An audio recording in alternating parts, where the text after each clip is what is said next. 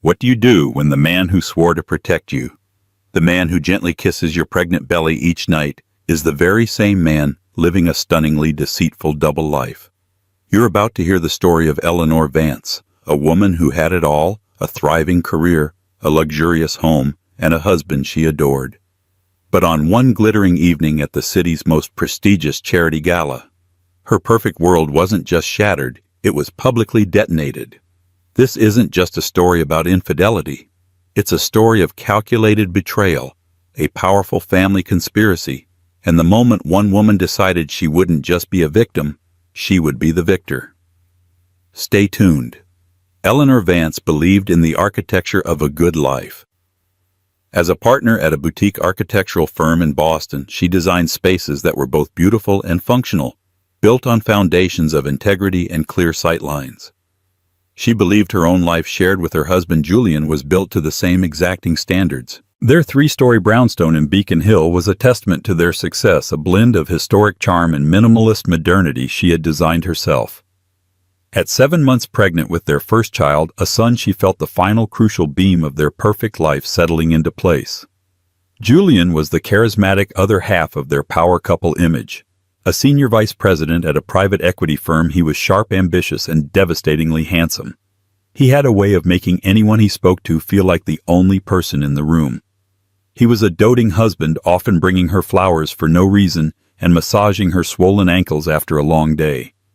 He would press his ear to her belly, whispering promises to their unborn son Liam.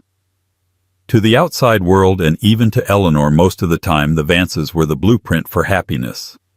But even the most meticulously designed structures can have hidden flaws, hairline cracks that spread silently before the collapse. The first crack appeared on a Tuesday. It arrived as a notification on her phone, a fraud alert from their joint black card account. Charge for $18,750 at Cartier. Please confirm this purchase. Eleanor frowned. She hadn't bought anything. Julian was in back-to-back meetings all day. She tapped no on the alert and called the credit card company, assuming it was a simple error. But the customer service agent was polite and firm. The purchase was made in person an hour ago at the Newberry Street boutique. Her husband, Mr. Julian Vance, had used the card. His signature was on file. Confusion gave way to a prickle of unease. $18,000. For what his mother's birthday was months away. Their anniversary had just passed. Perhaps it was a surprise for her, a push present, as her friends had joked about. But Julian wasn't one for extravagant surprises like that. He was meticulously practical, a planner. He would have discussed it. She decided to let it go, to wait for him to tell her. A surprise was still the most logical explanation. He came home that night kissing her deeply, his hands immediately going to her belly. "How are my two favorite people?" he asked, his voice a warm, familiar melody. She smiled, waiting. "We're good. Long day for you." "Unbelievable. The Dalton merger is a beast." He sighed, loosening his tie. "You wouldn't believe the numbers." He talked about work all through dinner. He mentioned his team, the late nights ahead, the pressure from the board.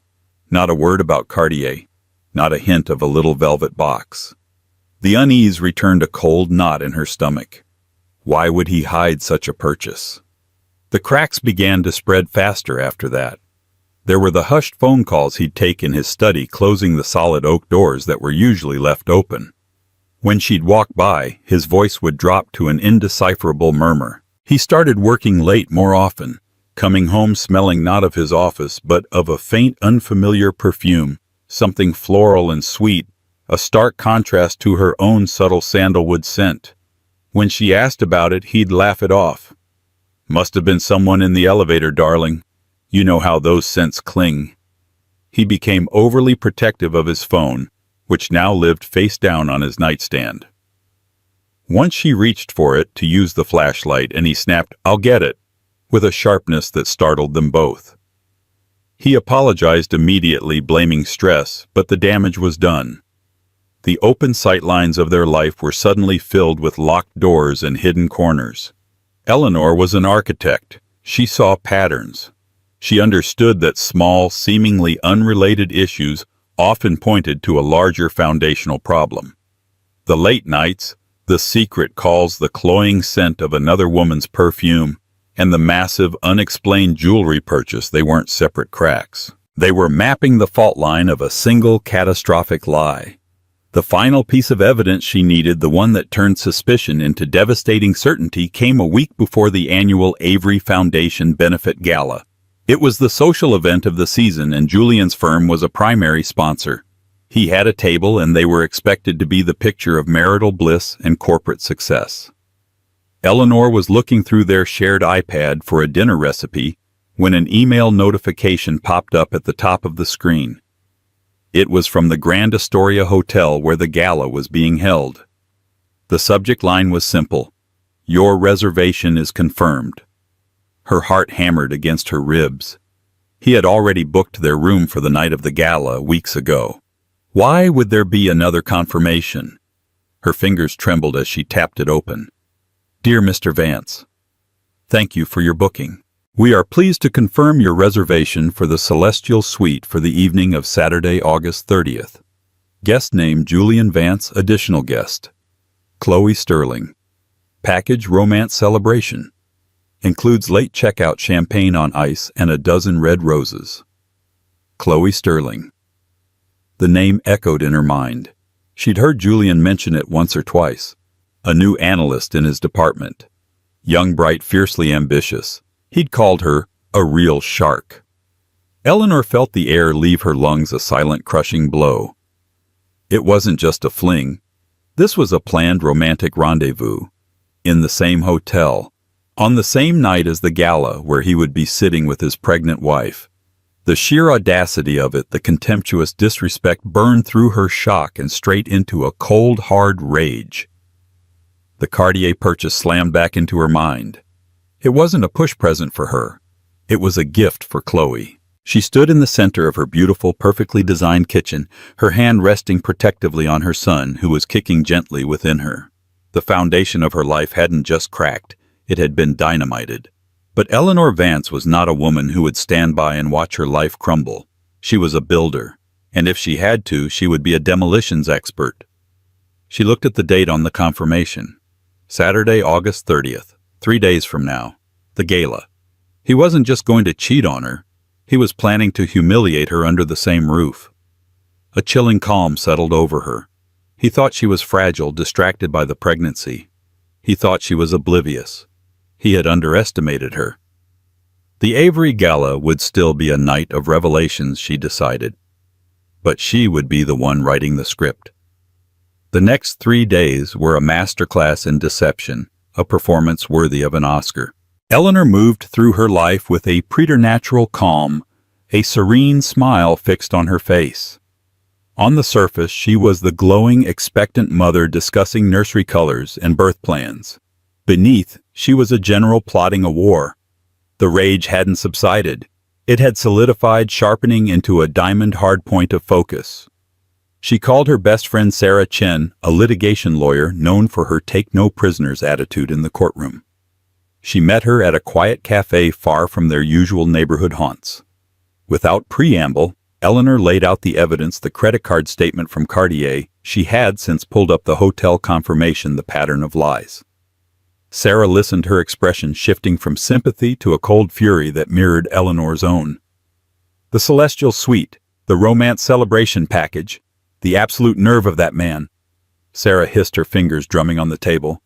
"Okay, Ellie, we have 2 options. Option A, you pack a bag, I send my most vicious divorce attorney to his office Monday morning and we bleed him dry, quietly, efficiently." And option B, Eleanor asked, her voice steady.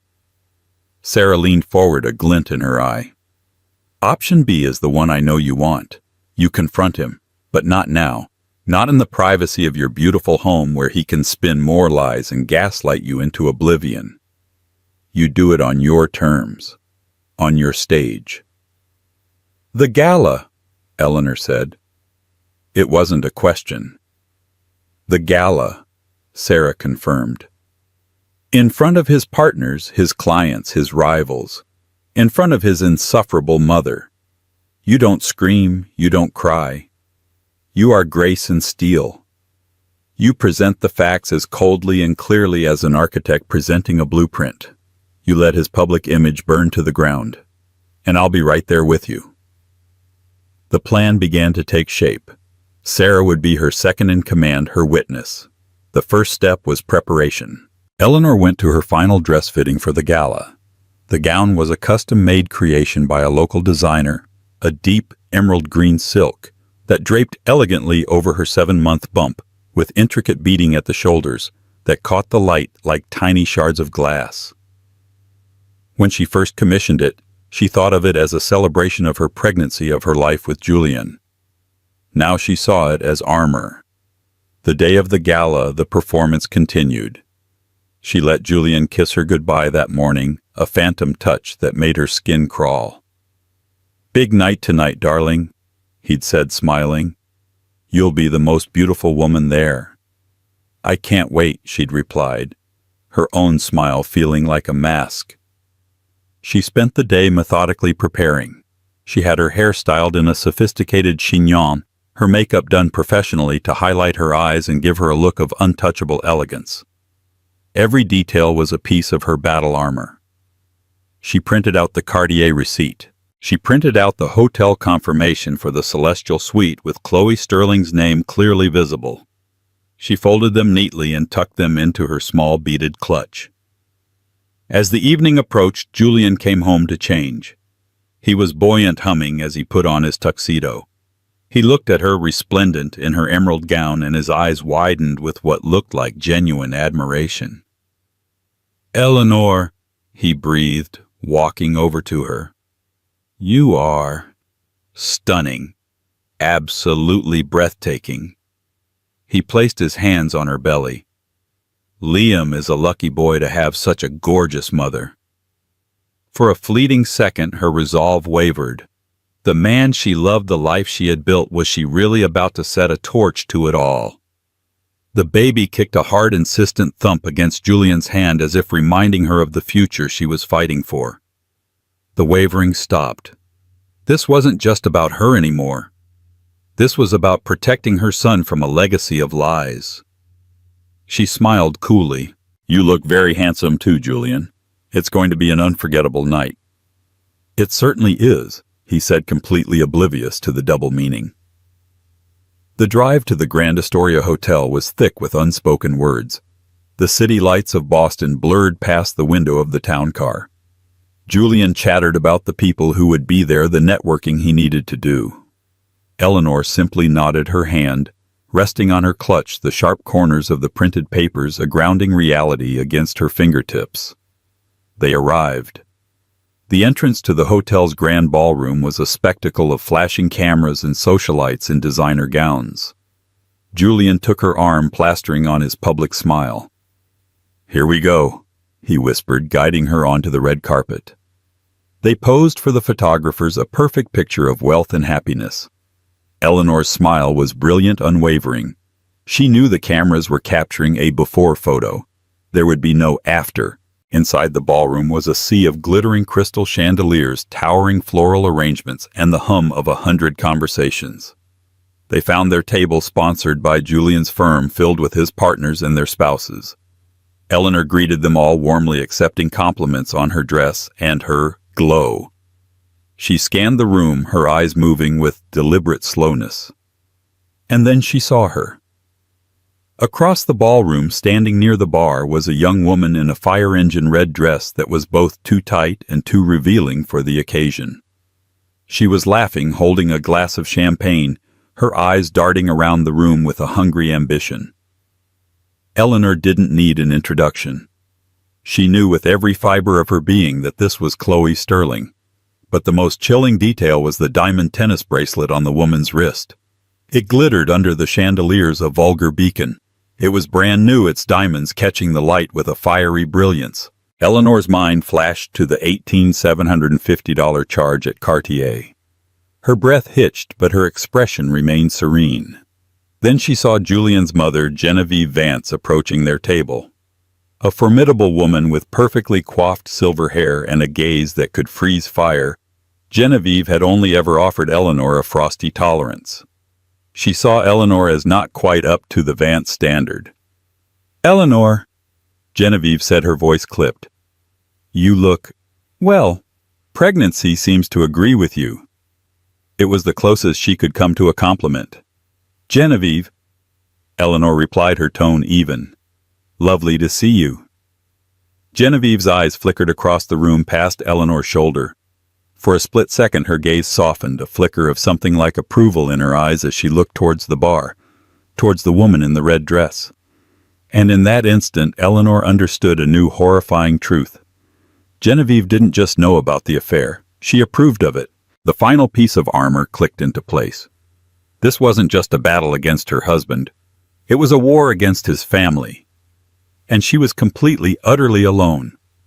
Except for Sarah, who caught her eye from a nearby table and gave a single, almost imperceptible nod. "It's time." The evening wore on, a symphony of clinking glasses, polite laughter, and the droning speeches of philanthropists. Eleanor played her part, engaging in small talk, smiling at Julian's anecdotes, a portrait of serene motherhood.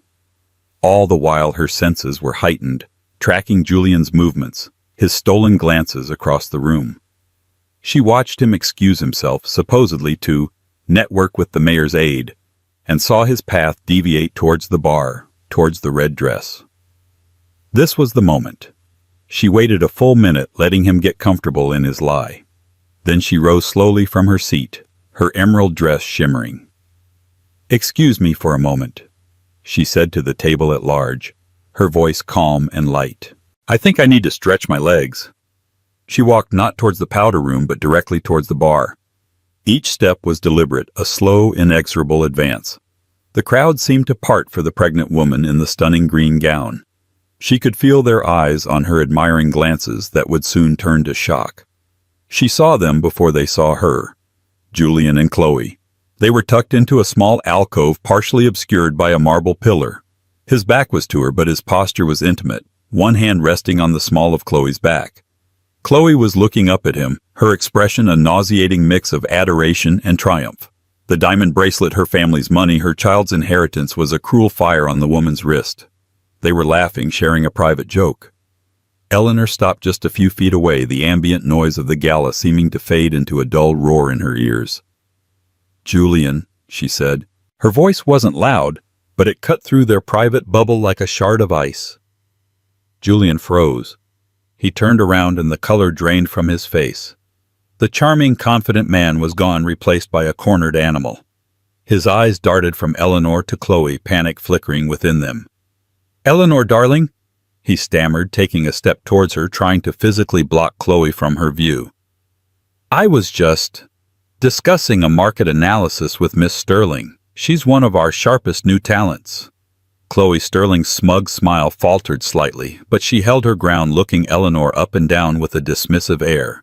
It was the look of a woman who believed she had already won, that Eleanor was a temporary bloated obstacle soon to be removed. Eleanor ignored her completely. Her eyes, cold and clear, were locked on her husband. "A market analysis," she repeated, her voice dangerously soft. "Is that what you call it? It must be a very in-depth analysis to require a romance celebration package in the celestial suite upstairs." Julian's jaw went slack. He looked as if she had physically struck him. What are you talking about? You're not making any sense. You must be tired, honey the baby." "Don't," she cut him off, her voice dropping to a whisper that was more menacing than a shout. "Do not use our son as an excuse for your filth." Chloe, seeing Julian falter, decided to step in. It was a fatal miscalculation. "Look," she said, stepping forward, a condescending smirk on her face. "I don't know what you think you heard, but Julian and I are colleagues. Maybe you should control your pregnancy hormones." This was the moment Eleanor had been waiting for. The direct engagement. She finally turned her gaze to Chloe, a slow, deliberate act of dismissal. She looked at the garish red dress, the overly ambitious makeup, and finally at the glittering bracelet on her wrist.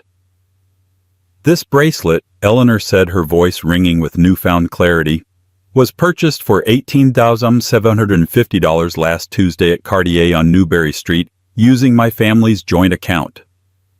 She didn't look at Chloe's face, only at the bracelet as if addressing an inanimate object. It was purchased as a gift. But I think there's been a mistake. You see, the gift was for a mistress, and you are merely a symptom. A temporary diversion. The bracelet, however, is a marital asset. I'd like it back. A small gasp came from a woman standing nearby who had stopped to listen. The bubble of silence around them was expanding. People were turning, conversations were dying down. The drama was far more interesting than any keynote speaker. Chloe blanched instinctively, covering the bracelet with her other hand. I don't know what you're talking about. Julian gave this to me. I know he did, Eleanor said calmly.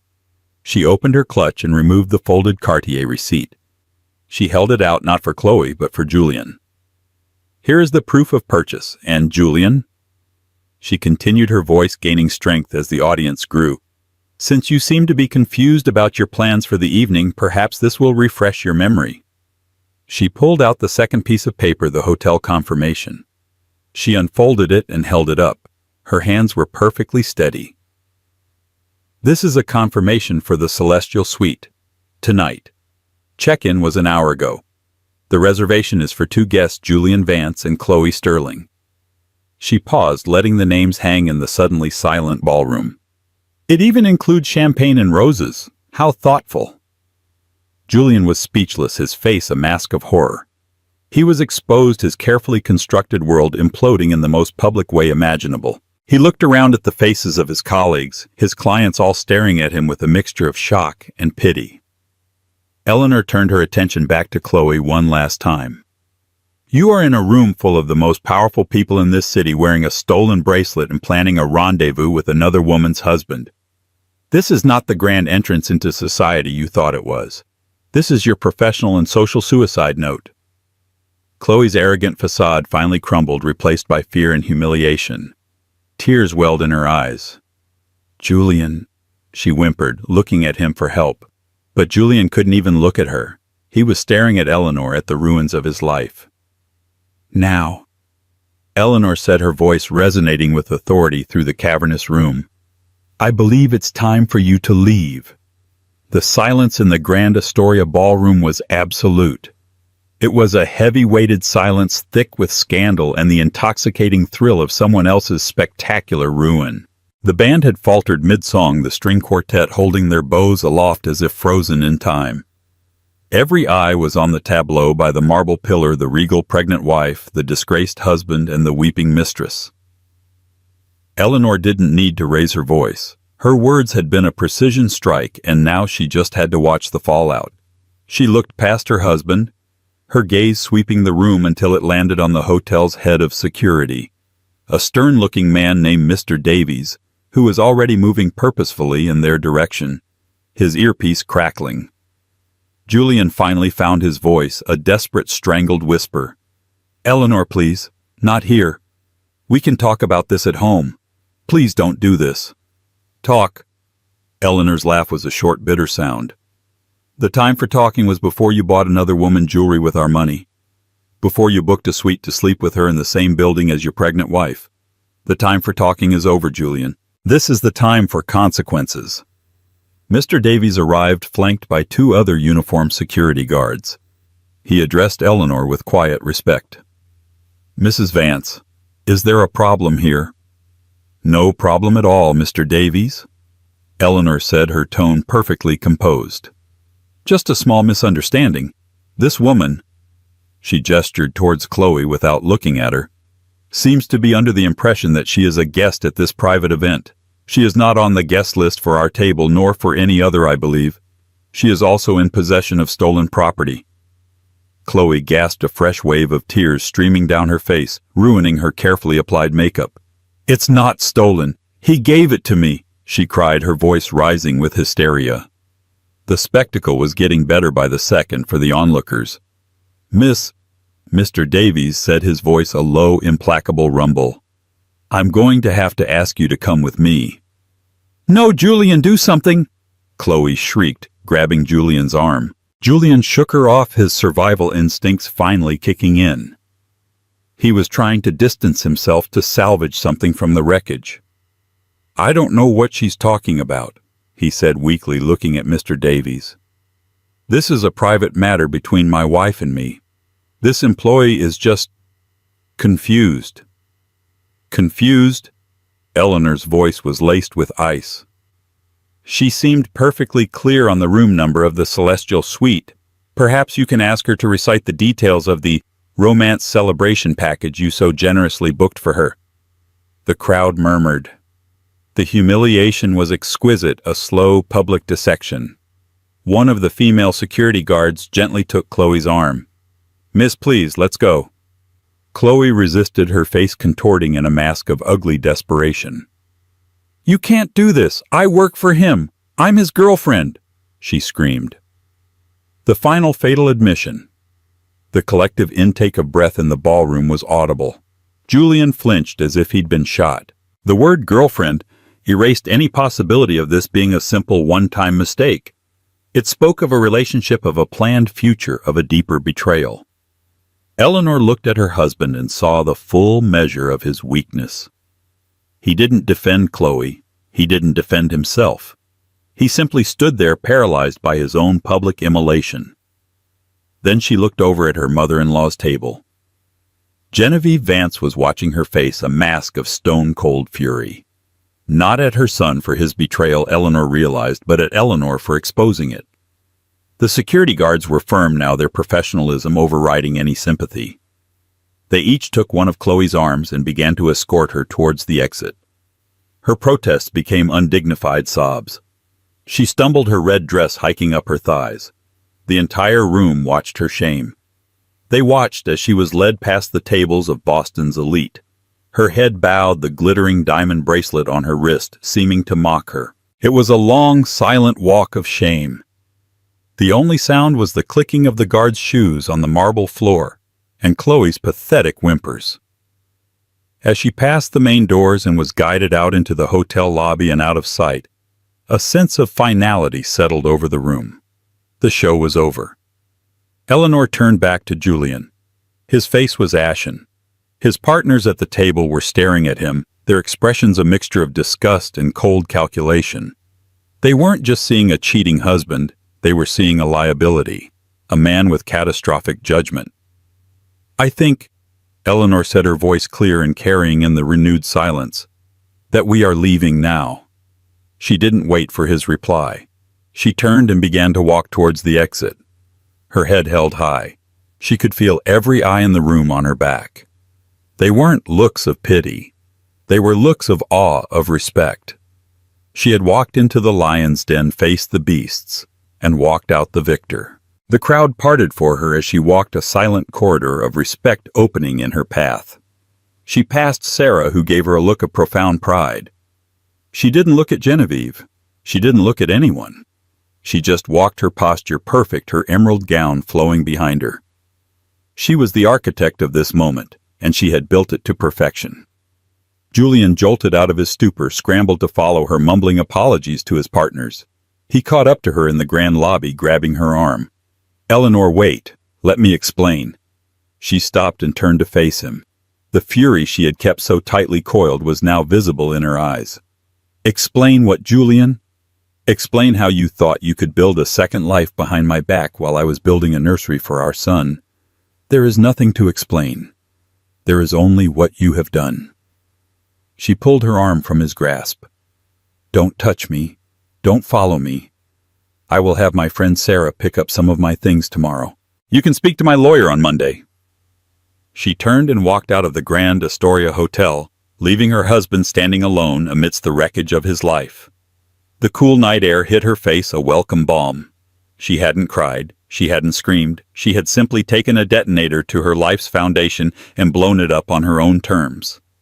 The rebuilding could start tomorrow. The drive home in a taxi was a silent, surreal blur. The glittering lights of Boston, which had always felt like a promise, now seemed harsh and indifferent. Eleanor stared out the window, her hand resting on her belly, the hard dome a comfort, a reality in a world that had just been rendered completely false. The adrenaline that had coursed through her during the confrontation was beginning to recede, leaving behind a profound bone-deep exhaustion. She paid the driver and walked up the stone steps to her beautiful brownstone. Their home. The word felt like a lie. She unlocked the door and stepped inside. The silence was absolute. The soft lighting she'd designed to be warm and welcoming now felt hollow, illuminating a museum of a dead marriage. Photos of them smiling on their wedding day on a trip to Italy at last year's gala mocked her from the walls. She went straight upstairs to the nursery. The room was almost complete. The walls were a soft, calming gray. A handcrafted wooden crib stood against one wall, a mobile of gently spinning planets hanging above it. A comfortable rocking chair sat in the corner. This was the room she had poured all her love and hope into. This was the future. Her future. Liam's future. It was a future that no longer included Julian. The thought brought not a fresh wave of anger, but a deep, sorrowful ache. An hour later, she heard his key in the door. She heard his hesitant footsteps in the hall, then on the stairs. She didn't move from the rocking chair in the nursery. She remained still, a silent sentinel in the room dedicated to innocence. He appeared in the doorway, his tuxedo disheveled, his face pale and drawn. He looked utterly defeated. "Ellie," he began, his voice raspy. "Don't call me that," she said, her voice flat, devoid of emotion. "You've lost the right." He flinched. "Eleanor, I am so sorry. I know that's not enough. I know I've destroyed everything. It was a mistake. A stupid, horrible mistake." "A mistake." She repeated the word, tasting like poison. "A mistake is forgetting to pick up milk. A mistake is taking a wrong turn. Systematically lying for months, funneling our money to another woman and planning a romantic getaway in the same hotel where you are attending a gala with your pregnant wife is not a mistake, Julian. It's a strategy. A campaign of deceit." "It didn't mean anything, Chloe. She was just an escape. The pressure at work, the baby coming. I panicked. I was stupid." Eleanor finally looked at him, her eyes burning with a cold fire he had never seen before. "The baby coming, you panicked because our son, the child we planned and wanted, was on his way. Is that the pathetic excuse you're going with?" He had the grace to look ashamed. "No. I can't explain it. But I can fix it. I'll end it with her. I'll do anything. We can go to counseling. We can save this." "Save this." She let out a hollow laugh. "Julian, you think this is about another woman? I could almost forgive an affair. I could understand weakness, a moment of stupidity. But it's so much more than that, isn't it?" She stood up and walked towards him, her presence filling the room. "The money, Julian. The $18,000 was just the tip of the iceberg, wasn't it? Where else has our money been going?" His eyes widened in genuine shock, and in that moment she knew she had hit another nerve, one deeper and more rotten than simple infidelity. "What are you talking about?" He deflected, but his voice was unsteady. "I'm an architect, Julian. I look at the whole structure," she said, her voice dropping lower. "And our financial structure has some serious cracks. I pulled our statements this afternoon, not just the credit cards. Our investment portfolios, our savings. There are transfers, large ones, to an LLC I've never heard of. Sterling Futures LLC. He was completely white now. That's a business venture. A side investment. An investment with Chloe Sterling," she shot back. "How much, Julian? How much of our money, the money we were saving for this house, for our child's future, have you funneled into a business venture with your mistress?" He couldn't answer. The silence was his confession. The betrayal was deeper than she could have ever imagined. He hadn't just given her a piece of his body. He had given her a piece of their future, of their son's security. As if on cue, the silence was broken by the sharp ring of the doorbell. They both froze. Who would be here at this hour? Julian looked relieved for the interruption. "I'll get it." Eleanor followed him down the stairs. He opened the door and, standing on their stoop, wrapped in a chic Burberry trench coat despite the mild evening, was his mother. Genevieve Vance swept past Julian without a word, her icy gaze landing on Eleanor. "I assume he has told you that I am here to collect his things," Genevieve said, her voice dripping with venom. She wasn't here to mediate or apologize. She was here to choose a side. "What?" Julian looked utterly bewildered. "Mother, what are you doing?" "I am doing what you are too weak to do yourself, Julian," she snapped, turning on him. "I am ending this farce. You have humiliated the Vance name tonight, not because of your dalliance, but because you were caught. And you were caught because you married a woman with no class, no discretion, and no understanding of how our world works." She turned her full fury on Eleanor. You think you won something tonight? You think that pathetic theatrical display in front of our friends and colleagues was a victory? All you did was air our family's dirty laundry and drag our name through the mud. A proper wife would have handled this with dignity, privately. Eleanor was stunned into silence for a moment by the sheer unmitigated audacity. "A proper wife," she finally managed to say. "A proper wife doesn't have to compete with a mistress her mother-in-law is championing from the sidelines. You knew. You saw her at the gala. You approved of her." "Of course I knew," Genevieve sneered. "Chloe Sterling is from a good family. She understands what a man like Julian needs. She is ambitious and supportive, not distracted by nesting and other domestic trivialities. She was a far more suitable choice." The cruelty of the words, especially spoken in front of the nursery door, was a physical blow. This wasn't just Julian's betrayal. This was a calculated plot, a conspiracy to replace her. "You wanted him to leave me," Eleanor whispered, the horror of it dawning on her. "For her. I wanted my son to be with a woman who could advance his station, not hold him back," Genevieve stated coldly. "The money Julian invested with her, that was my idea. A way to set them up, to give him a safety net for when he finally came to his senses and left you." Julian looked between his mother and his wife, a man utterly broken by two powerful women. "Mother, stop, please." But Genevieve was relentless. "It's a shame about the baby, of course. A loose end. But it can be managed. Now, Julian, pack a bag. You're staying with me." Eleanor stared at the woman who had just admitted to orchestrating the systematic destruction of her life and the pillaging of her family's finances. The wound wasn't just deep, it was poisoned. She had been fighting a two-front war without even knowing it. She looked at Julian, her husband, who stood by silently letting his mother speak these monstrous things. He was not just a cheat and a liar, he was a coward, utterly irredeemably weak. And in that moment of absolute devastation, something inside Eleanor hardened for good. The sorrow was gone, burned away by a white-hot, purifying rage. This was no longer about a broken heart. It was about survival. It was about justice. "Get out!" Eleanor said, her voice low and trembling with controlled fury. "I beg your pardon?" Genevieve scoffed. "Get out of my house."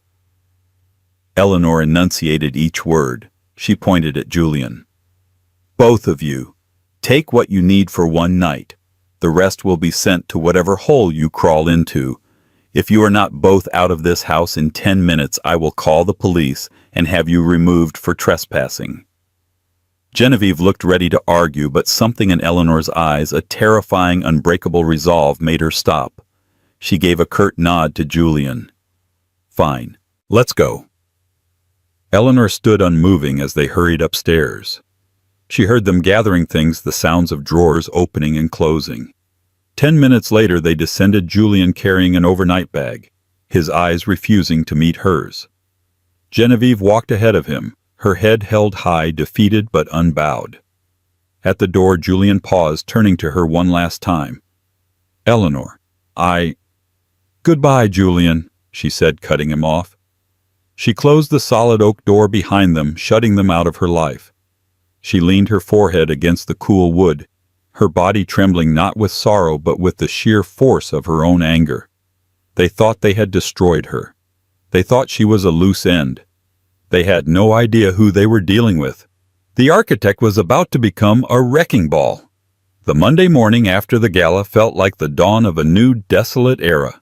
Eleanor sat in the glass-walled conference room of Sarah Chen's law firm, the Boston skyline, a stark and different backdrop.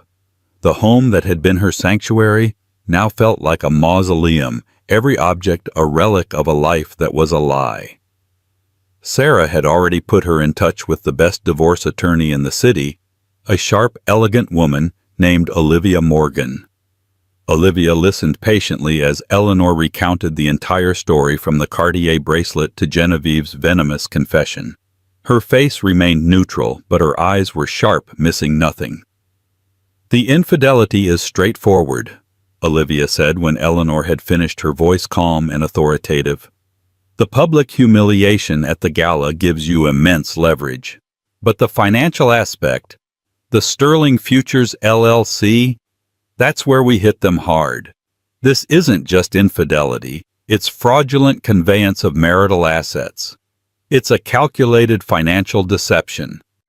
Genevieve admitted it was her idea, Eleanor added, her voice still raw. "She said it was to give him a safety net for when he left me." Olivia's eyebrows shot up. "She admitted this to you directly? Was anyone else there?" "Just Julian, and he didn't deny it. He said nothing. He just stood there, a coward." Olivia tapped her pen on a legal pad. "It's your word against theirs then. A he said she said situation. We can subpoena the bank records for the LLC, trace the funds. It will be a long, ugly fight.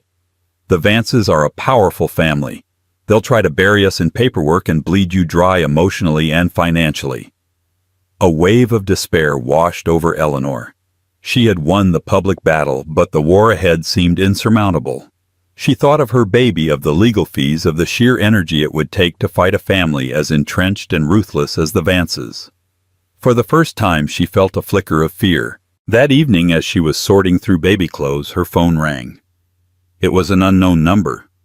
She almost ignored it, but something compelled her to answer. "Hello? Is this Eleanor Vance?" The voice was male, older, with a weary, patrician tone she didn't recognize. "Who is this?" she asked, cautious. There was a pause. "My name is Arthur Vance. I'm Julian's father." Eleanor's blood ran cold. Was he calling to threaten her to join his wife in her crusade? "What do you want?" she asked, her voice hardening. "To help you," he said simply. The words were so unexpected she was momentarily speechless. "My dear, I am so profoundly sorry for what my son and my wife have done to you. There is no excuse for their behavior. It is monstrous." "Why are you telling me this?" Eleanor asked, still suspicious. Arthur Vance was a figurehead in the family, a quiet, scholarly man who was always overshadowed by his domineering wife. Eleanor had barely exchanged more than a few pleasantries with him over the years. "Because," Arthur sighed, a lifetime of regret in the sound, "I have been a silent partner in Genevieve's ambitions for far too long. I have watched her mold our son into a man I no longer recognize, a man who values status above integrity. What she did to you, planning your replacement, stealing your future, it was the final unforgivable act. The Vance name used to stand for something. Honor, decency.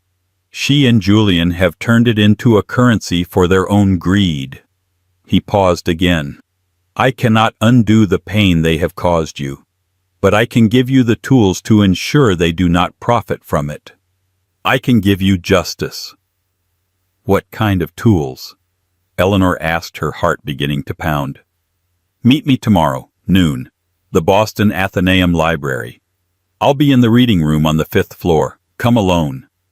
He hung up before she could respond. The next day, Eleanor walked into the hallowed silence of the Athenaeum, a private library that felt like a step back in time. She found Arthur Vance in a secluded corner surrounded by towering shelves of leather-bound books.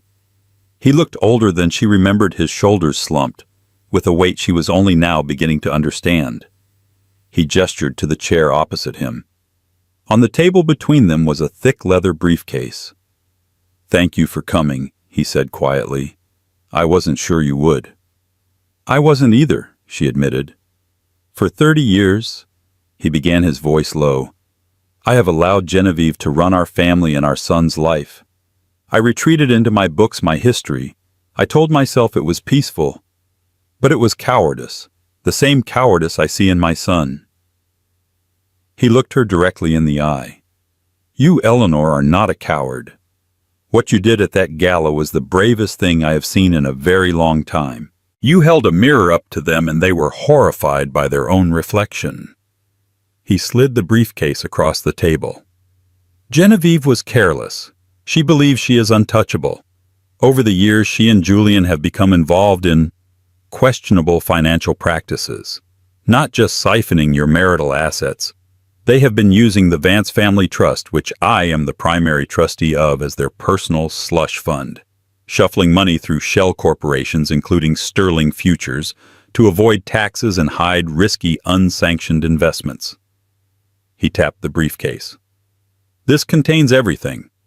Bank statements, internal memos from Julian's computer that I accessed, correspondence between him and my wife discussing their plans, evidence of tax fraud and embezzlement that goes far beyond what they did to you. This is not just a divorce case anymore, Eleanor. This is a federal crime." Eleanor stared at the briefcase.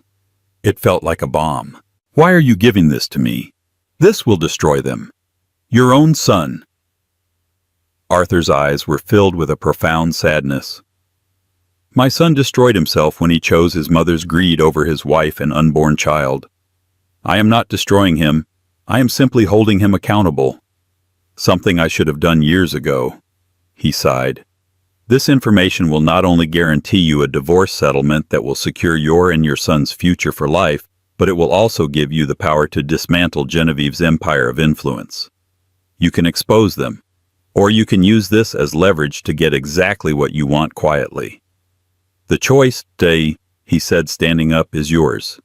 Do with it what you will." He gave her a sad, small smile. "You are a good woman, Eleanor. You would have been a wonderful daughter. I wish you and my grandson a life of peace." He turned and walked away, disappearing into the labyrinth of books, leaving Eleanor alone with the weapon that could either win her war quietly or burn her enemies to the ground.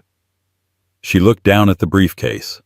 Her alliance had come from the most unexpected corner imaginable. This was no longer just about her. This was about dismantling a corrupt dynasty. And she had the blueprints. Eleanor walked into Olivia Morgan's office the next morning with the leather briefcase and a newfound sense of power. The exhaustion and fear had been replaced by a cold, clear-eyed resolve. As Olivia and her forensic accounting team sifted through the contents of the briefcase, their professional calm slowly turned to unconcealed shock. "My God, Eleanor," Olivia said, looking up from a particularly damning document. "This isn't just a smoking gun. This is an entire arsenal. Tax fraud, embezzlement, conspiracy. This goes far beyond family court. The SEC would have a field day with this." The strategy shifted immediately. This was no longer about a contentious divorce. It was about a controlled demolition. Olivia drafted a letter to Julian's and Genevieve's legal team. It didn't mention an affair or emotional distress. It was a cold, clinical summary of the financial crimes they had uncovered, complete with a few sample documents as proof.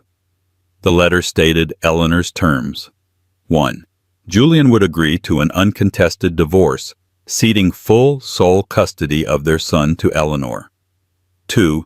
He would relinquish all claims to the Beacon Hill brownstone. 3.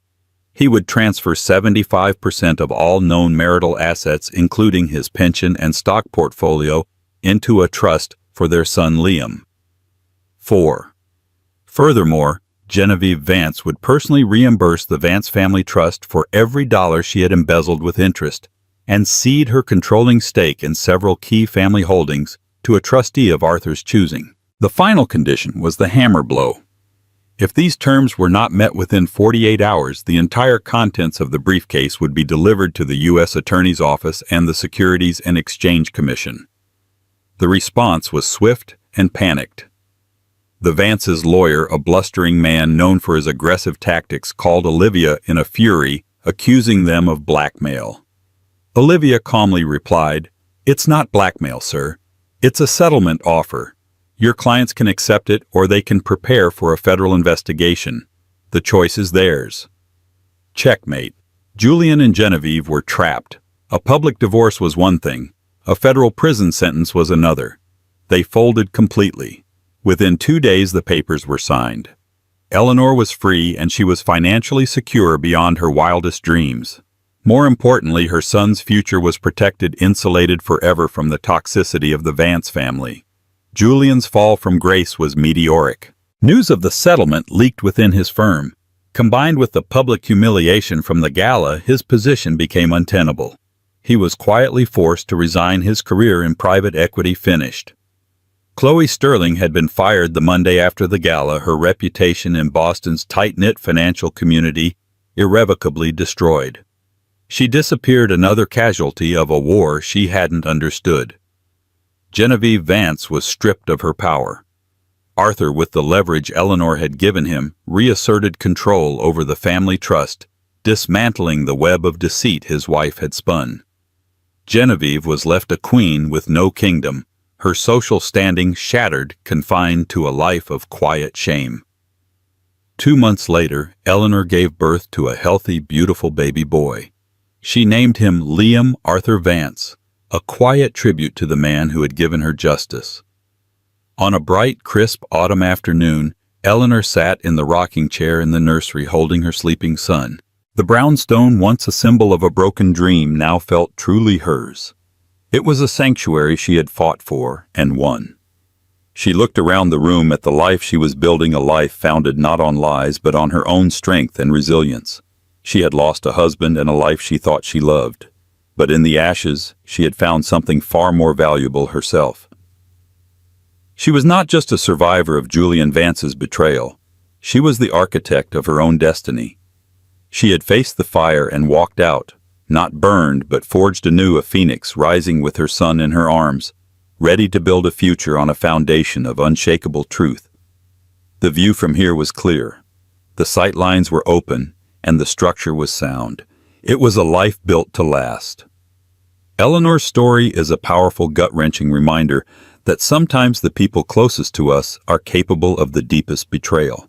It's a story about how a foundation of lies can never support a life, and how true strength is often forged in the most devastating fires. She didn't just get mad, she got smart. She used her intelligence, her courage, and an unexpected alliance to reclaim not just her life, but her power. What do you think of Eleanor's incredible journey from heartbreak to triumph? Could you have been as calm and calculated as she was at that gala?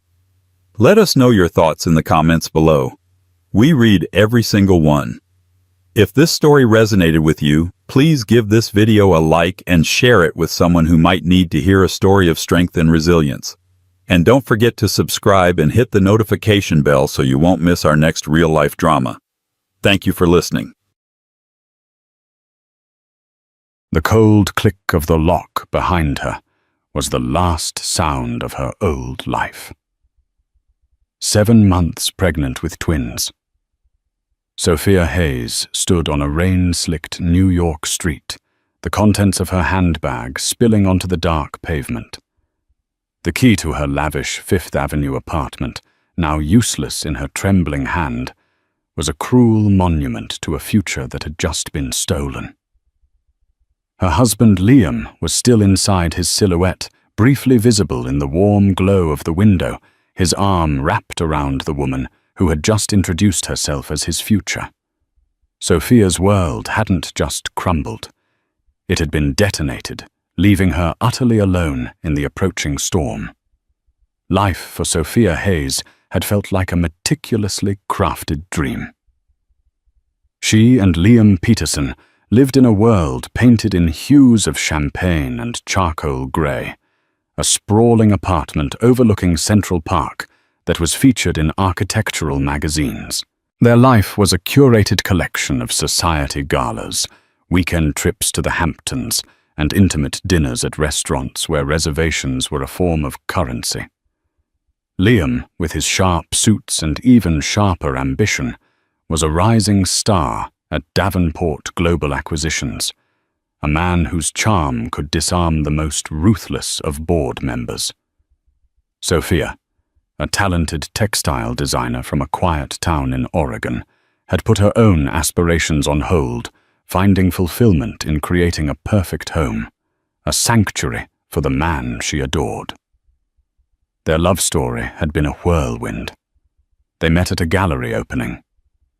Liam captivated by her quiet intelligence and the way she spoke about art with a passion that seemed almost holy. He pursued her with a single-minded intensity that felt like destiny. Within a year they were married, and Sophia was swept into his world of power and influence. She learned to navigate the treacherous currents of New York's elite, smiling politely at women who judged her simple background and men who saw her only as an extension of her successful husband. The news of her pregnancy was the final perfect brushstroke on their masterpiece. Twins. The word itself felt like a promise of double the joy. Liam had been ecstatic, or so she thought. He'd kissed her forehead, his eyes gleaming, and whispered about building an empire for their children. But in the weeks that followed, a subtle chill had begun to seep through the cracks of their perfect facade. His late nights at the office became more frequent. His business trips extended without explanation. When he was home, he was distant, his phone a permanent fixture in his hand, his face illuminated by a cold blue light she couldn't penetrate. "It's just the pressure of the merger, darling," he would say, waving away her concerns. "Victoria Davenport is driving a hard bargain. Her father runs the company, and she's his heir apparent. I have to be on my A-game." Sophia knew of Victoria, a sleek, formidable woman with a reputation for corporate savagery. Victoria was often pictured alongside Liam in business journals. Sophia had felt a pang of unease, seeing them together. Their shared smiles looked too easy, their body language too familiar. But she dismissed it as the anxieties of a first-time mother. Liam loved her. He was building their future. The truth arrived on a Tuesday afternoon, delivered with the casual cruelty of a forgotten coffee cup. Sophia had been arranging a bouquet of white lilies in the foyer when Liam came home early, a rare occurrence. He was on the phone, his voice a low, urgent murmur. He walked into his study, leaving the door slightly ajar. "Everything is handled, Victoria," he said, his voice stripped of the warmth he usually reserved for Sophia. "She doesn't suspect a thing. Yes, I have the final transfer documents for the offshore account. Her inheritance from her parents is all there.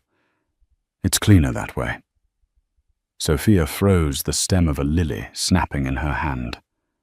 Her inheritance, the money her parents had left her, which Liam had insisted they move into a joint, high-yield investment account for the twins' future. "I'll tell her tonight," Liam continued. "It's better to be quick. Once the ink is dry on our merger and our personal partnership, we can finally move forward. This was just a stepping stone, you know that. A stepping stone. Her marriage, her home, her love, her unborn children, all just a stepping stone." The air was sucked from her lungs. She felt a dizzying vertigo, the polished marble floor seeming to tilt beneath her feet. She backed away from the door, her heart hammering against her ribs like a trapped bird. She confronted him an hour later, her voice shaking, but her eyes clear with the terrible certainty of his betrayal. She didn't scream. She didn't cry. She simply asked, "Who is Victoria Davenport to you, Liam?" The mask of the loving husband dissolved in an instant. His face, the face she had kissed every morning, became a canvas of cold indifference. He didn't deny it. He didn't even have the decency to look ashamed. "Victoria is my future, Sophia," he said, straightening his tie. "She understands what it takes to succeed. This life, it was never really for you. You were always playing a part. And our children," she whispered, her hands instinctively cradling her swollen belly. "Are they just part of the role you're ending? Let's be practical," he said, his tone that of a man closing a business deal. "You're not equipped to give them the life I can, the life Victoria and I can provide. This apartment, the assets, they are all tied to the firm, to the Davenports." As if summoned, the doorbell rang. Liam opened it to reveal Victoria Davenport herself, dressed in a blood-red power suit, a smirk playing on her perfectly painted lips. She looked past Liam, her gaze landing on Sophia with a dismissive air. "I see the conversation has started," Victoria said, her voice smooth as silk and sharp as glass. "Saves us the trouble of a lengthy explanation." She stepped inside her presence, sucking all the warmth from the room. "Liam and I are getting married as soon as this inconvenience is resolved." The word inconvenience struck Sophia with physical force. Victoria gestured around the apartment. "You'll need to leave, of course. My decorators are coming in the morning. We're doing a complete redesign." Liam walked over to the console table and picked up Sophia's handbag. He opened it, removed her wallet, and took out all the credit cards bearing his name. He left her with a few dollars in cash and her driver's license. "This is for the best, Sophia," he said, his voice devoid of any emotion. He handed her the bag. "Don't try to contact me. My lawyers will be in touch regarding a settlement. It will be modest. I suggest you take it." He guided her to the door, his hand on her back, a cold, impersonal pressure. She was in a daze, her mind unable to process the speed of her life's demolition. One moment she was a wife, a mother-to-be, the mistress of a beautiful home. The next, she was a discarded inconvenience. He opened the door, and the damp, cool air of the evening rushed in. He didn't even look at her as he said the final words. "Goodbye, Sophia." Then he closed the door. The heavy, solid click of the lock echoed in the hallway, a sound that severed her past from her future. She stood there 7 months pregnant with a useless key, a nearly empty wallet, and the shattered pieces of her life scattered at her feet. The city lights blurred as the first tears finally fell, mingling with the rain that had just begun to spatter against the pavement. The city that had once felt like her kingdom now seemed like a predatory beast. Every gleaming skyscraper, every roaring yellow cab, every laughing couple strolling under an umbrella felt like a personal mockery. Sophia walked without direction, the rain plastering her thin cardigan to her skin, the chill seeping deep into her bones. Her mind was a maelstrom of shock and grief, the cruel words of Liam and Victoria replaying on a torturous loop. A stepping stone, an inconvenience. Her first instinct was to call her friends, the women she'd hosted for brunch and charity committee meetings. She found a payphone, a relic from another era, and fumbled with the few coins she had. The first call went to voicemail. The second was answered by a hesitant voice that quickly grew cold. "Oh, Sophia, listen, I can't get involved in this. Liam is a very important client of my husband's. I'm so sorry." The line went dead. She tried a third, a woman she'd considered her closest confidant. The number was disconnected. It took her a moment to realize Liam must have already called them, spinning his own narrative, poisoning the well, isolating her completely. Hours bled into one another. The sky deepened from a bruised purple to an inky black. Hunger gnawed at her, but it was overshadowed by a more primal fear. She was 7 months pregnant with twins walking the streets of New York with less than $20 to her name. A sharp, cramping pain suddenly seized her lower abdomen, causing her to cry out and stumble against the brick wall of a building. Panic, cold and sharp, pierced through her grief. The babies. Oh God, the babies. The pain was intense, terrifying. It wasn't labor, it was too early, too sharp, too wrong. She knew she needed a doctor, but the thought of walking into a prestigious hospital like Lenox Hill, where she and Liam were registered, was unbearable. She couldn't face the humiliation, the pitying stares, the inevitable questions about her husband.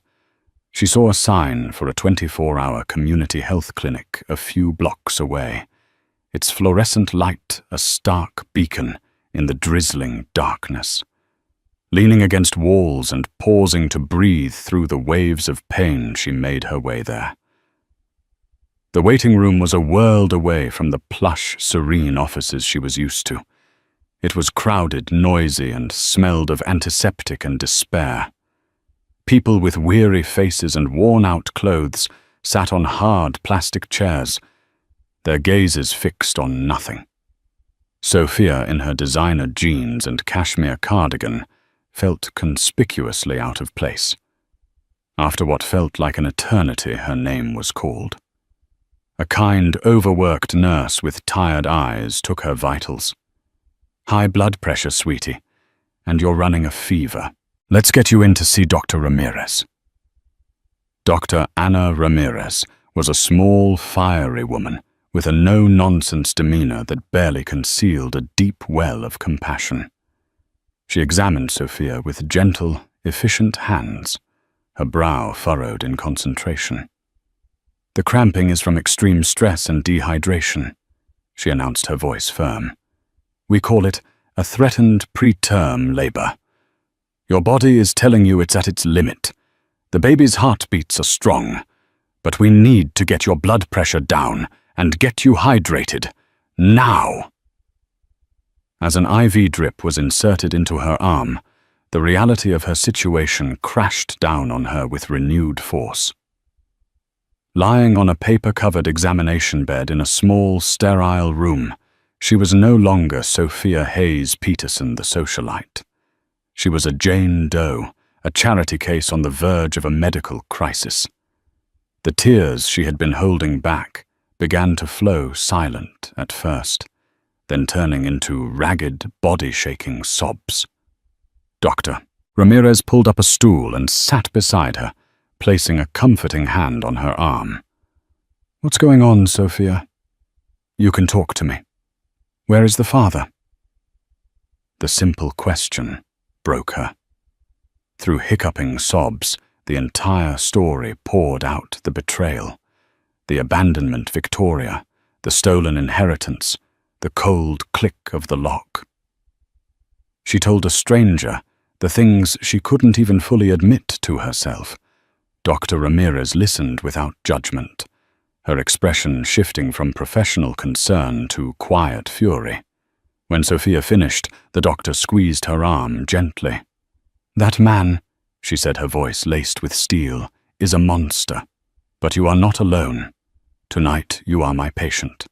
We will keep you here for observation, get you stable now. In the morning we will talk to our social worker. There are shelters, programs. There are options." The word shelter hung in the air, a symbol of how far she had fallen.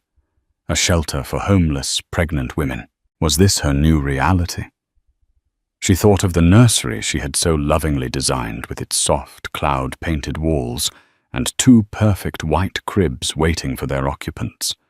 The contrast was so brutal, so jarring, that a wave of nausea washed over her. She spent the night in a small, curtained-off bay in the clinic. The cramping subsided with the IV fluids, but sleep was impossible. Every time she closed her eyes, she saw Liam's cold face, heard Victoria's mocking tone. The thin blanket offered little warmth against the chill of fear. She felt the twins move inside her, a flutter of life that was both a comfort and a source of profound terror. How could she protect them? How could she bring them into a world where their own father had declared them an inconvenience? She was adrift in an ocean of despair, with no land in sight. Her past was a scorched ruin, and her future was a terrifying, formless void. As the first grey light of dawn filtered through the grimy window of the clinic, Sophia Hayes felt a cold, hard certainty settle in her heart. She had reached the absolute bottom. There was nowhere left to fall. By morning, the physical crisis had passed, but the emotional devastation remained. A social worker named Maria, a woman with a warm smile that didn't quite reach her exhausted eyes, came to speak with Sophia. She laid out the options with gentle pragmatism: a spot at a women's shelter in the Bronx, an application for emergency Medicaid food stamps. Each word was a nail in the coffin of her former life.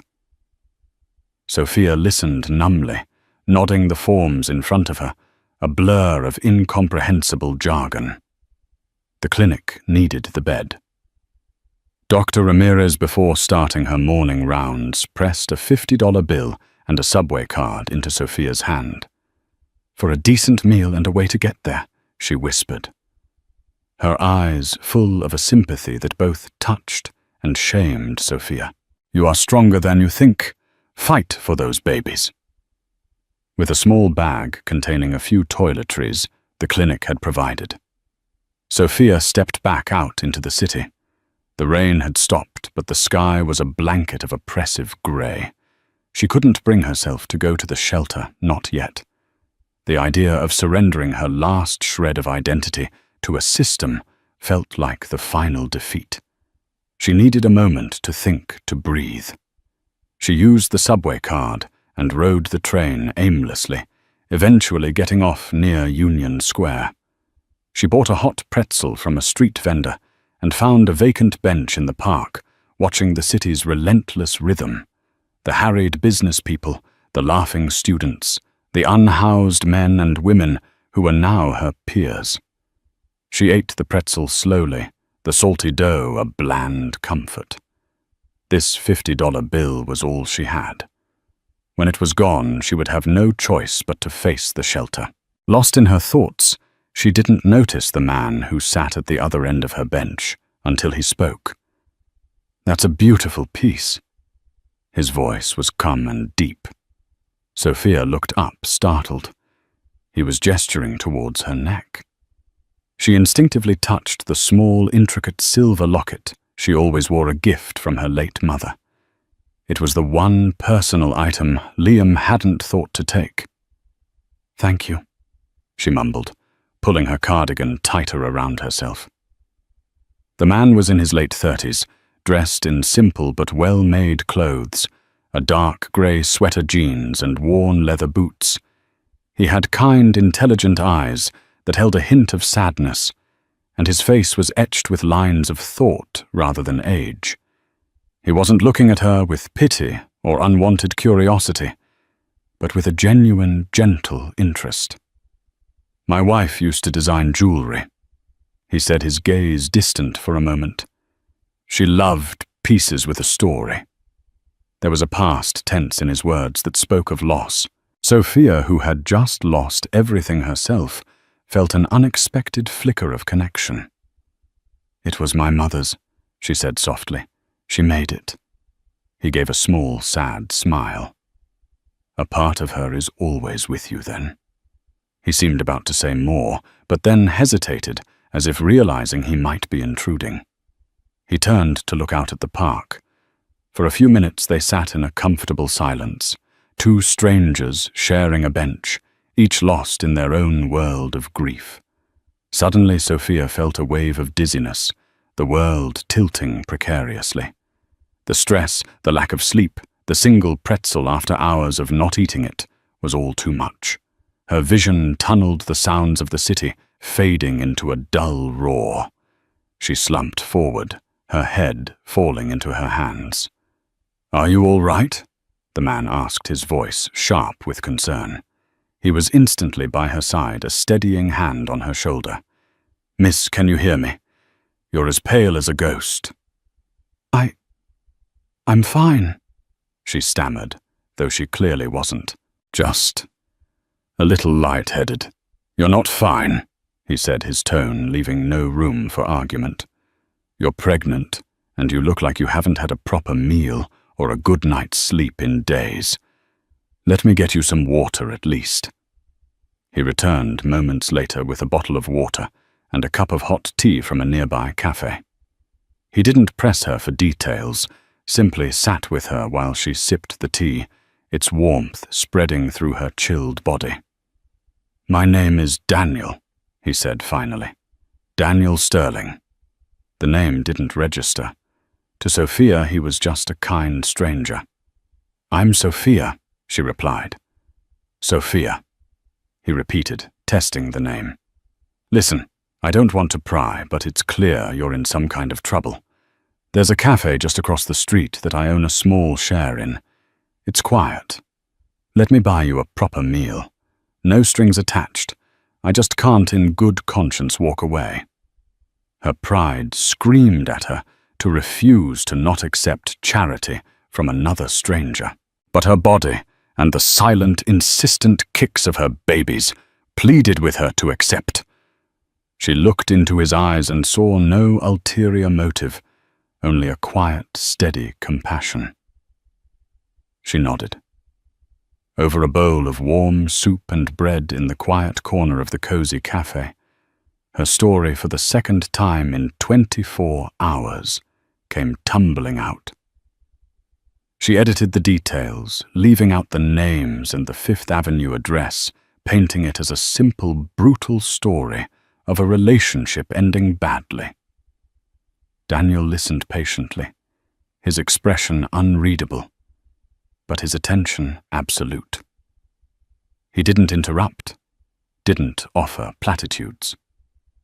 When she finished a single tear tracing a path down her cheek, he simply pushed a napkin dispenser towards her. "No one deserves that," he said, his voice low and firm, "especially not when they are responsible for 2 new lives." He was quiet for a long moment, staring into his coffee cup.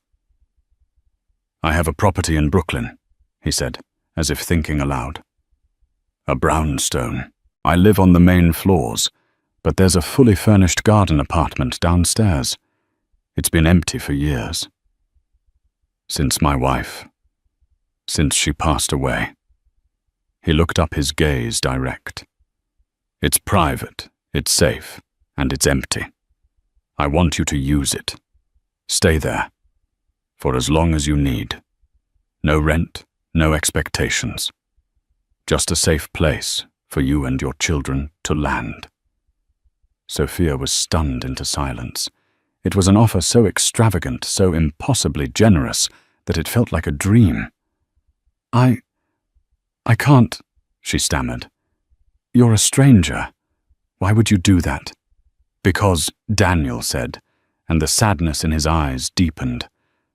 5 years ago, my wife, Sra, was pregnant with our first child. There was an accident. I lost them both." He took a deep breath, the pain still raw and visible.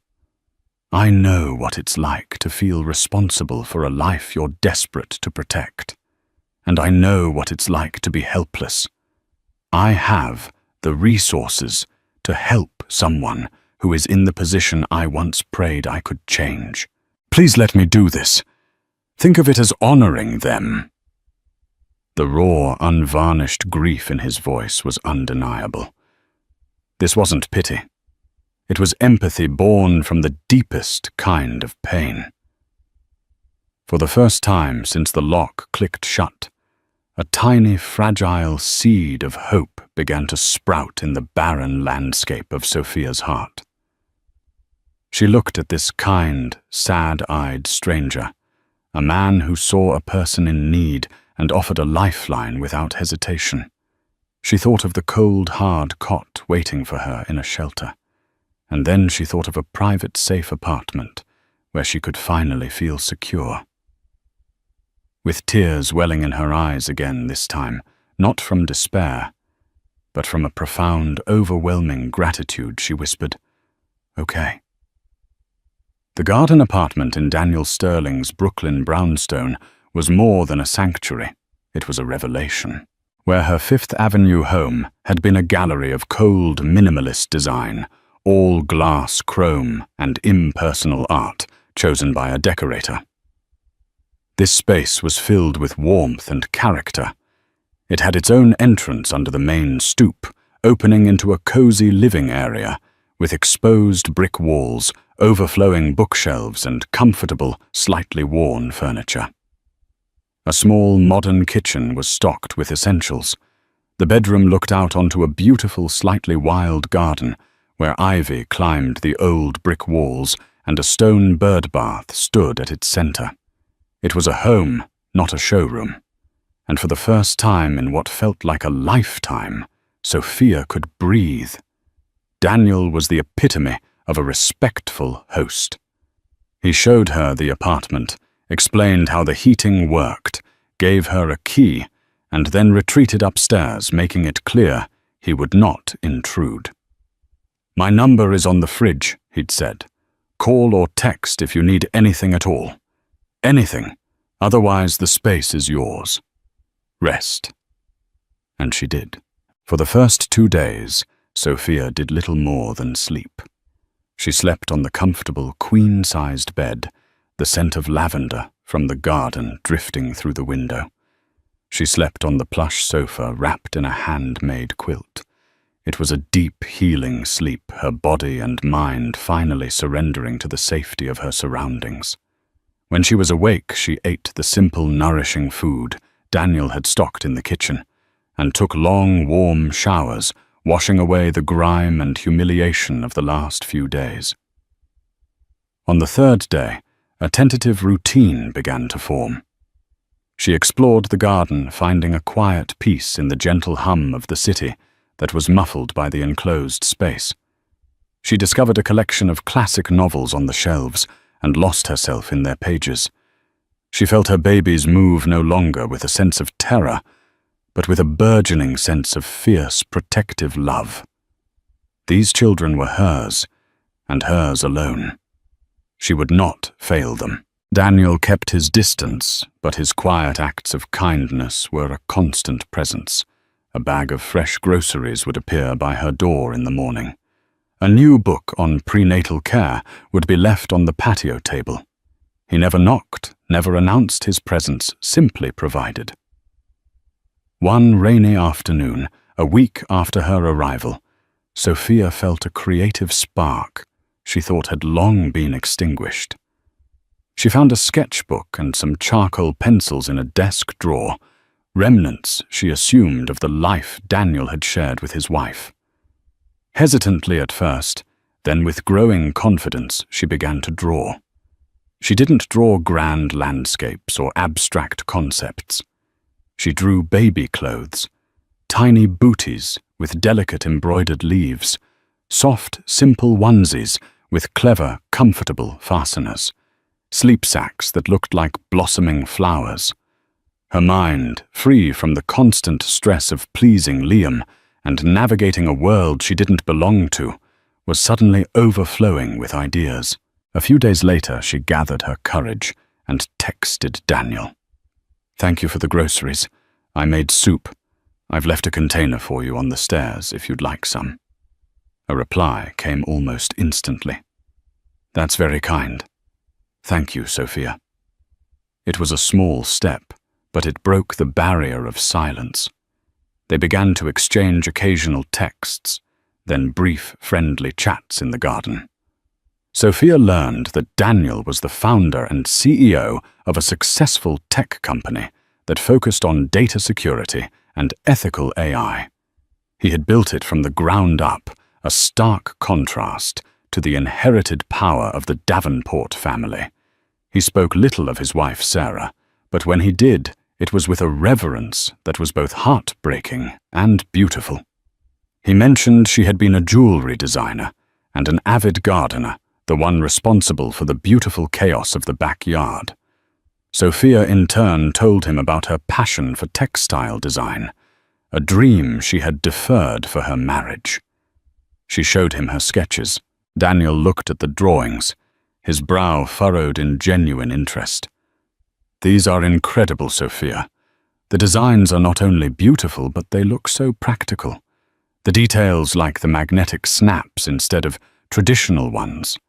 That's brilliant. I just thought about what would be easiest for a tired parent at 3 a.m. she said with a small smile. "You should make these," he said simply. "You should start a business."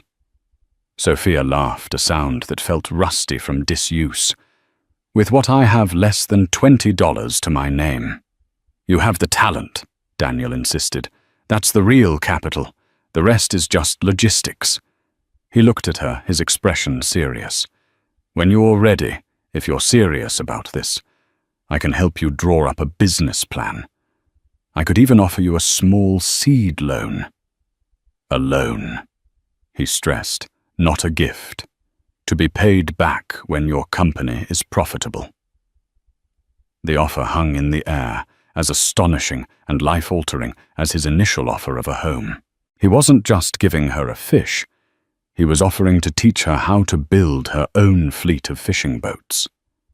He saw her not as a victim to be pitied, but as a creator to be empowered. For Sophia, this was a critical turning point.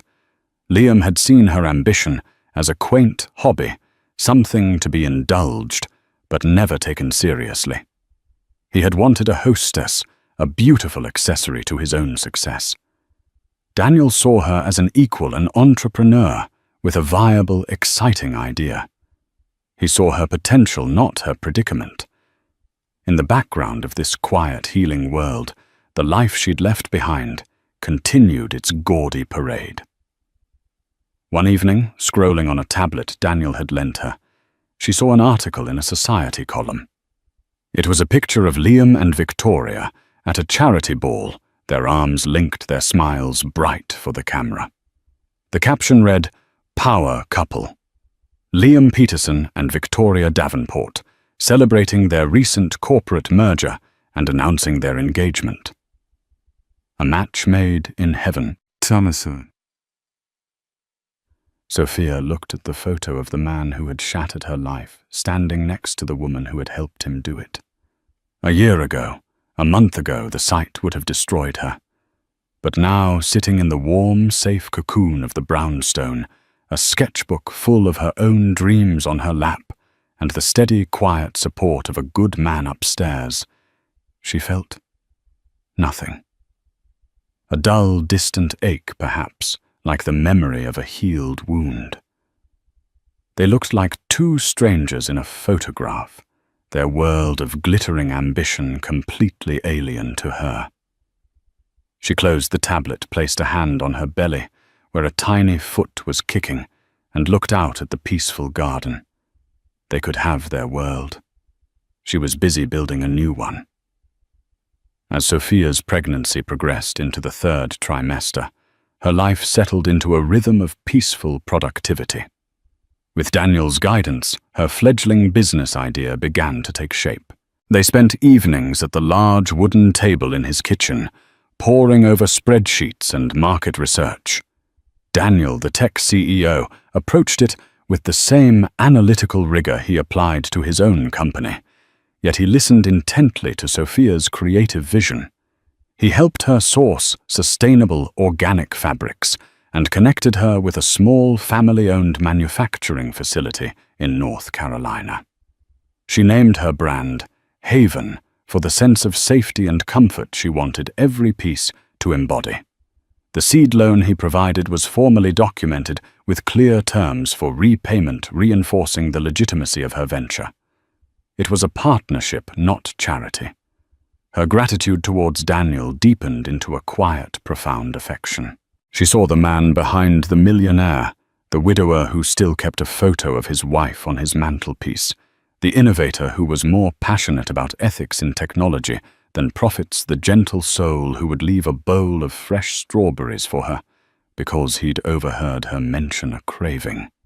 A fragile, unspoken bond grew between them, built on a foundation of mutual respect and shared healing. Romance was a distant thought, an emotional landscape neither was ready to explore, but the companionship was a balm for them both. Meanwhile, Liam Peterson and Victoria Davenport were solidifying their reign as New York's newest power couple.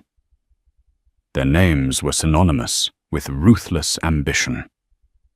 Davenport Global Acquisitions, fueled by their aggressive tactics, was devouring smaller companies. Their engagement was the talk of the town, with a wedding planned for the following spring, an affair destined to be opulent and ostentatious. They had all but forgotten about Sophia, assuming she had slunk back to whatever provincial town she came from, a problem solved and discarded. Their assumption was shattered by a chance encounter. Victoria was having lunch with a group of investors at a chic Soho restaurant. At a nearby table, one of Daniel Sterling's top executives was meeting with a fabric supplier, the very supplier Daniel had recommended to Sophia. The executive was passionately describing a new project. Their CEO was personally backing a high-end organic baby clothing line called Haven, founded by a brilliant designer named Sophia Hayes. Victoria's blood ran cold. Sophia Hayes. Daniel Sterling. It was impossible. She excused herself and made a frantic call to Liam. "Your ex-wife is not in Oregon," she hissed into the phone. "She's here, in New York, and she's apparently in business with Daniel Sterling." Liam was incredulous, then furious. Daniel Sterling was a titan, a self-made billionaire whose net worth and influence dwarfed that of the entire Davenport family. He was notoriously private and brilliant. How could a woman like Sophia, whom he had written off as naive and helpless, possibly have landed in his orbit? Their initial shock quickly curdled into paranoia.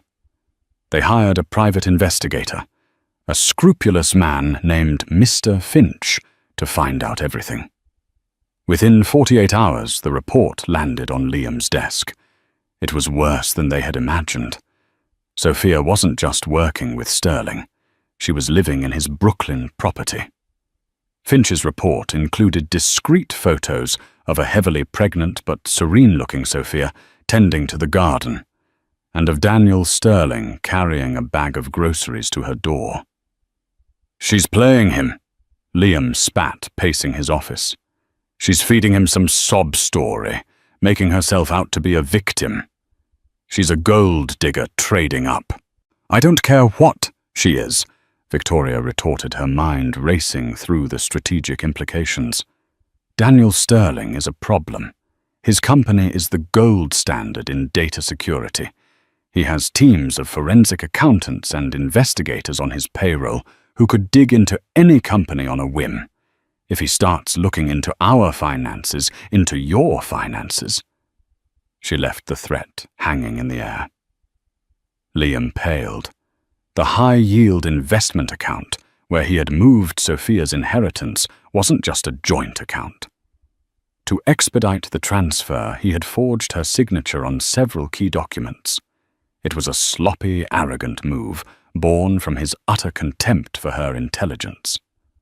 Furthermore, their recent successful merger involved a series of creative accounting practices that bordered on fraud, a house of cards that could collapse under the slightest scrutiny.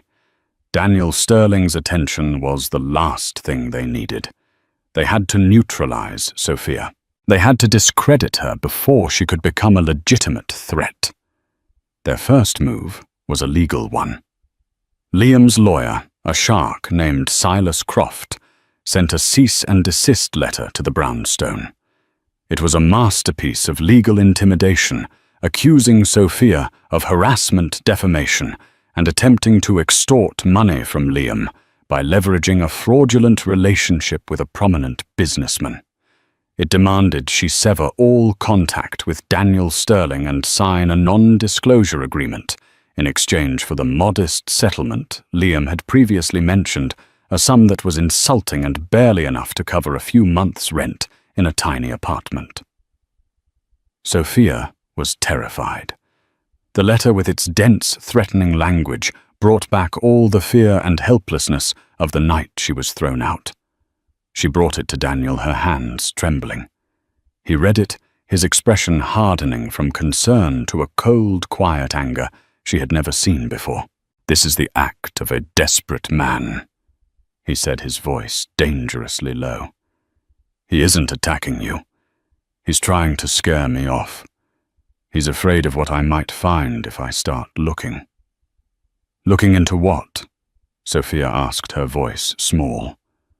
"I don't know yet," Daniel said, his mind already working connecting dots. "But I have a feeling we're about to find out. Don't worry, Sophia. You are not signing this. You are not backing down. Let my legal team handle Mr. Croft." But Liam and Victoria didn't stop there. They began a subtle, vicious smear campaign. They leaked anonymous tips to society gossip columnists. Stories began to appear online, painting a picture of Liam Peterson's unstable and delusional ex-wife, who was stalking him, and his new fiancé, fabricating wild stories to attach herself to wealthy men. They twisted her vulnerability into a narrative of mental illness and predatory greed. Sophia was horrified to see her name dragged through the mud. Strangers were dissecting the most painful chapter of her life, calling her a liar and a manipulator. The stress began to take its toll. Her blood pressure spiked, and her doctor ordered partial bed rest. The sanctuary of the brownstone had been breached to the outside world, and its ugliness seeping in. The storm they had unleashed was gathering, and Sophia found herself once again at its very center. But this time, she wasn't alone. The battle lines were drawn.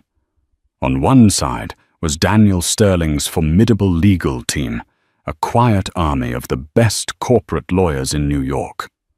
On the other was Silas Croft, backed by the blustering arrogance of Liam and the cunning of Victoria.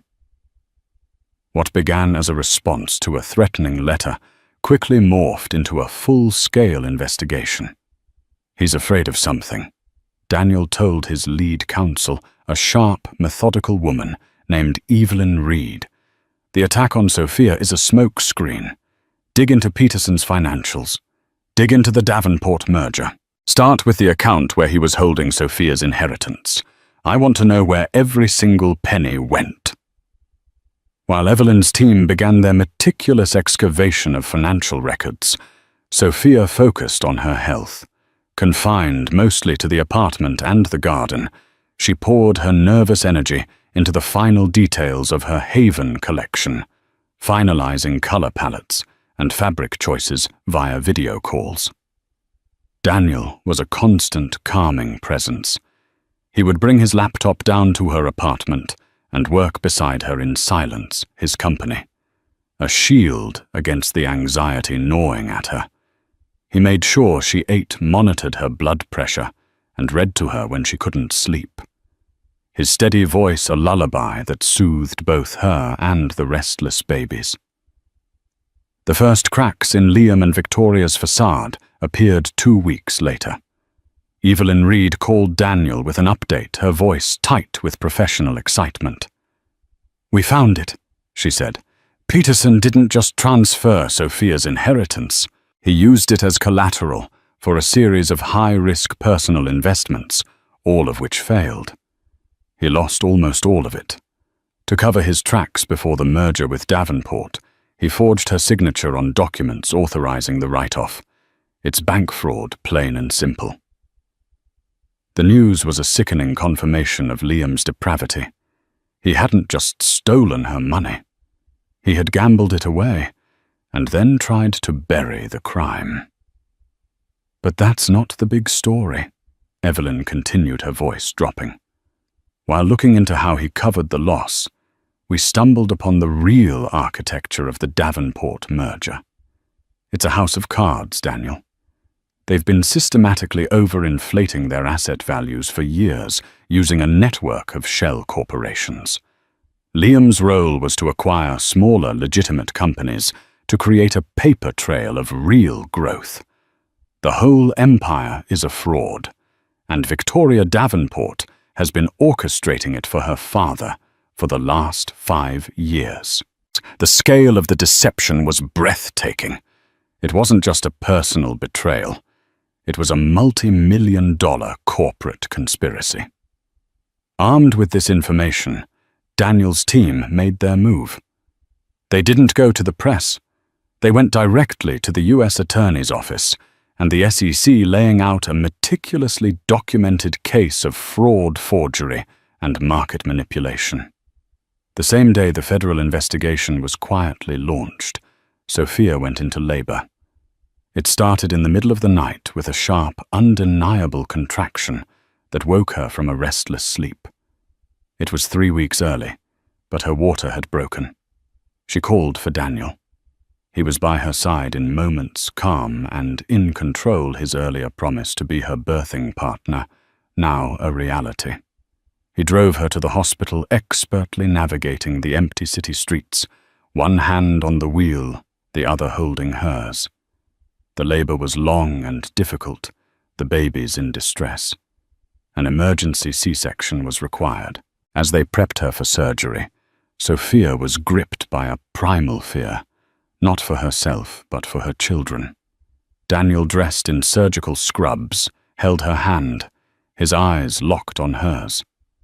"You are the strongest person I know," he whispered. "You can do this. I'm right here."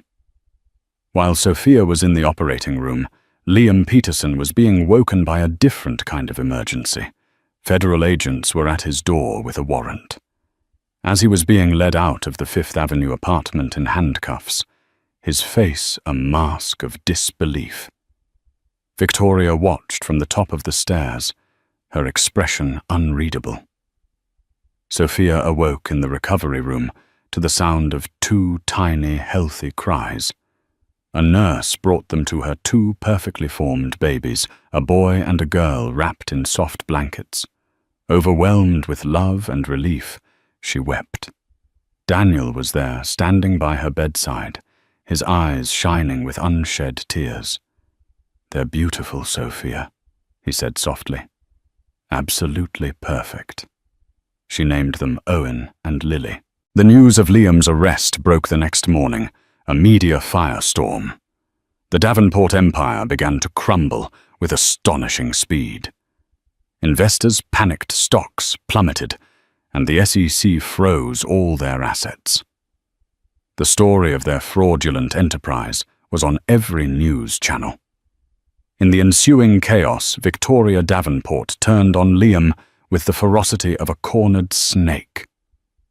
In a bid for a plea bargain, her lawyers claimed she was another of Liam's victims, a naive heiress manipulated by a charismatic sociopath. She threw him to the wolves to save herself, leaking documents that implicated him as the primary architect of the fraud. Liam, abandoned and facing decades in prison, finally broke. His arrogance shattered, leaving behind a pathetic, terrified man. He confessed to everything: the forgery, the corporate fraud, even admitting in his deposition that he had cast Sophia aside because Victoria represented a more profitable acquisition. The reckoning was swift and absolute. Liam was sentenced to 15 years in a federal penitentiary. The Davenport company collapsed into bankruptcy, its name forever tarnished. Victoria, despite her attempts to shift the blame, was also charged, her trial pending. She fled the country on a private jet before her passport could be seized, becoming an international fugitive. In the quiet, sterile peace of her hospital room, Sophia watched the downfall of the people who had tried to destroy her, not with triumph, but with a weary sense of closure. Her focus was not on the past they represented, but on the two small, warm bundles in her arms. Her future. Daniel sat in a chair by the window, quietly handling the influx of calls from his lawyers, shielding her from the storm. When he hung up, he came to her bedside and looked at the sleeping twins. "It's over," he said gently. Sophia looked up at him, this unexpected Samaritan who had become her rock, her partner, her friend. "No," she said, a small, genuine smile gracing her lips for the first time in months. "It's just beginning." 1 year later, the world was a different place.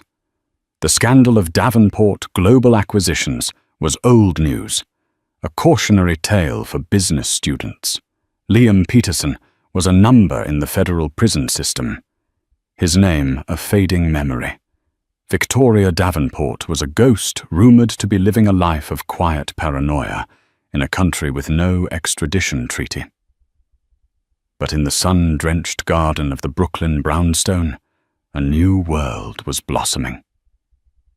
Toddler-sized giggles echoed as 1-year-old Owen and Lily took wobbly steps on the soft grass, their chubby hands reaching for the bright petals of the flowers their mother had planted. Sophia Hayes watched them, her heart a vessel of pure, unadulterated joy. She was no longer the timid woman who had been cast out into the rain. She was a mother. She was a founder. She was a survivor. Her company Haven had become a runaway success.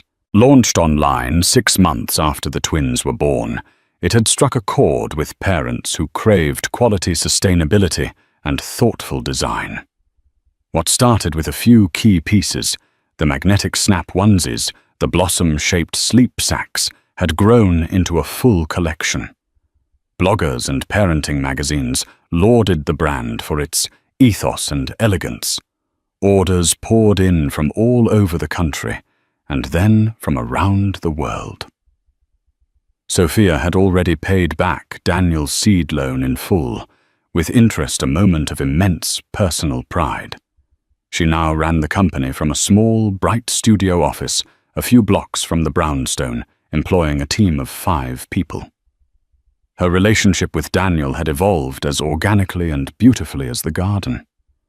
The shared trauma and quiet companionship had slowly, carefully blossomed into love. There was no grand declaration, no dramatic moment.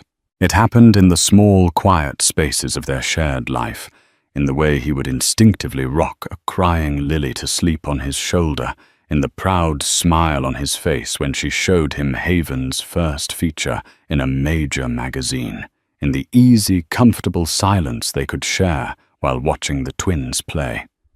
He had become a father to her children in every way that mattered. He was there for the first steps, the first words, the fevers, and the sleepless nights. Owen, who had his mother's artistic sensitivity, would fall asleep only to the sound of Daniel humming. Lily, who had a mischievous, determined streak, would squeal with delight whenever he tossed her into the air.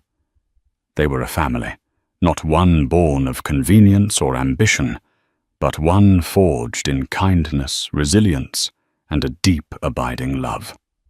One crisp autumn afternoon, as they sat on a bench watching the twins chase falling leaves, Daniel took Sophia's hand. His was warm and steady. "I cleared out the top floor of the house," he said quietly. "The attic space. It has the most incredible light." Sophia looked at him, puzzled. "Okay." "I was thinking." He continued, his gaze soft and full of affection. "It would make a perfect design studio for a brilliant CEO who has outgrown her little office, and the main floors have more than enough room for 2 growing children. And for us." He paused, taking a breath. "I know this started as a sanctuary for you, a temporary haven, but it's become my haven too. You 3.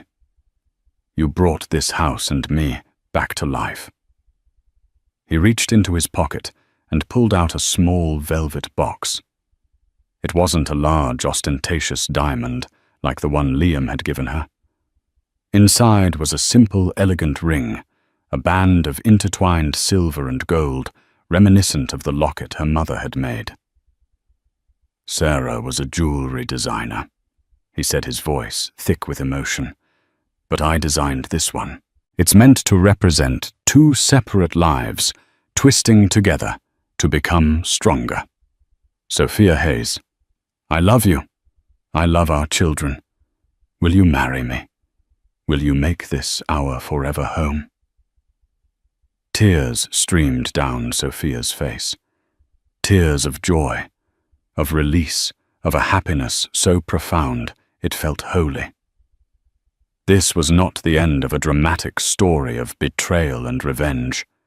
It was the beginning of a quiet, beautiful, and authentic life, a life she had built not from the ashes of her past, but from the strength she had found within herself. She looked at her beautiful children, then at the kind, wonderful man who had not just saved her, but had shown her what true love and partnership really meant. "Yes," she whispered, her voice full of all the hope and promise of their new dawn. "Yes, of course, yes." Sophia's journey is a powerful reminder that the darkest night can lead to the brightest dawn. It's a testament to the incredible resilience of the human spirit, especially that of a mother fighting for her children. Her story shows us that even after the most devastating betrayals, it is possible to rebuild, to find strength you never knew you had, and to discover love and kindness in the most unexpected of places. She didn't just survive. She thrived, building a new life far more beautiful and authentic than the gilded cage she left behind. Her past shaped her, but it was her courage that defined her future. If her story of strength, survival, and the profound power of kindness moved you, please show your support. Like this video, share it with someone who needs a story of hope, and subscribe to our channel for more real-life dramas that inspire and uplift. Your engagement helps us continue to bring these powerful stories to light. Thank you for listening.